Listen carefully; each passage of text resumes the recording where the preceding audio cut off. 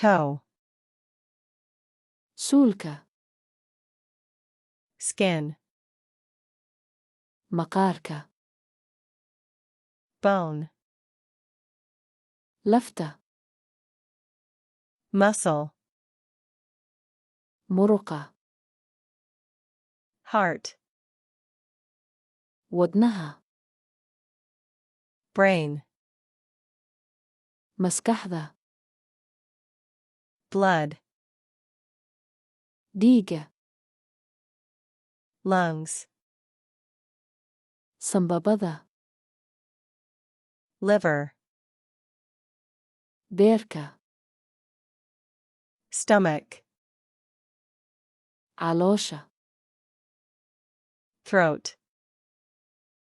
dhuunta, nerve, neerfaha, vein, xididka, groin, gumaarka, buttocks, barida, lower back, dhabarka hoose, ankle, anqawga, wrist, curcurka, kidneys, kelyaha, joint, kalagoyska, cartilage, caarjowda, eyebrow, sunniyaha, eyelashes, baalasha indhaha,